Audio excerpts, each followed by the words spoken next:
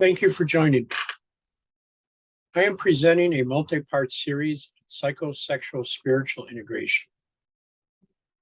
Now, I need to alert you that there is nothing to accomplish here nor any goal to be obtained.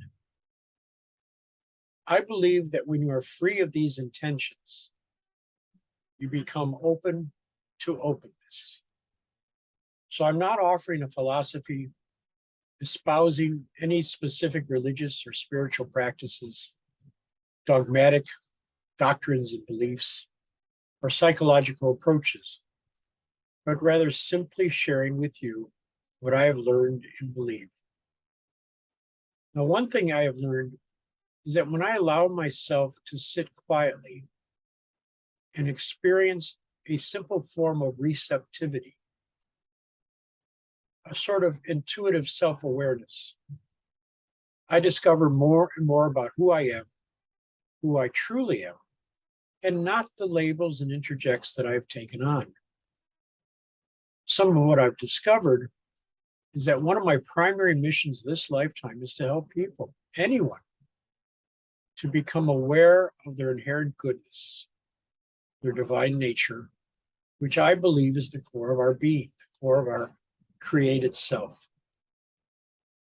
I wish to help individuals become more accepting of the relationship between their inherent goodness and their humanity. The key, I believe, to self-unity is the integration of our psychological, sexual, and spiritual self. Now, integration begins with awareness and acceptance.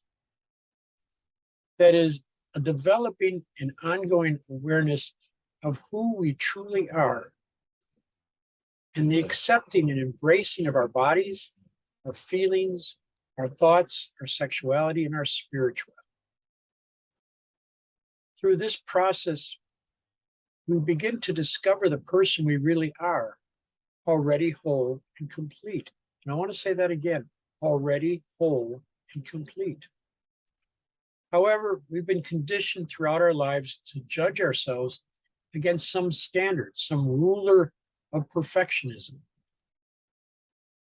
And unfortunately, these judgments go beyond our actions and behaviors and become judgments of our total selves. In other words, if I do something good or benevolent, I must be a good person. If I do something unpleasant or harmful, I must be a bad person. And what we're doing is we're fragmenting ourselves, we're separating ourselves into some sort of dualistic understanding of who we are. In sum, we are judging the whole based on parts of ourselves. Now, of course, there are behaviors which are bad and destructive, if you will. We see that in our world today. Yet there's also humanitarian efforts to ease pain and suffering for those afflicted. Now, these acts, which can be evaluated as good or bad, if you will note, they never speak to the whole person or the one performing those acts. Fritz Perls, who developed Gestalt therapy, held that we are not made up of separate components, but rather as humans are intended in this life to function as a whole person. Now, how do we define this whole person? We define the whole person in terms of our actions, specifically our interactions.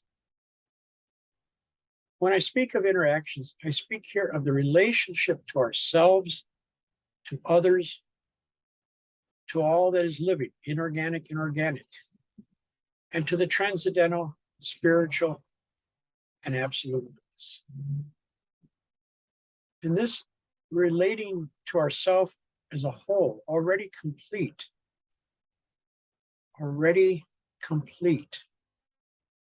is the key to experiencing the psychological, sexual, and spiritual integration within us. And once we experience our own totality, our own integration, we can more fully accept the wholeness of others and not just know that experience through our cognition or intellect, but to actually experience with our wholeness of being the oneness of all. If you have any questions or wish me to address something specifically, please enter in the comment section. Thank you.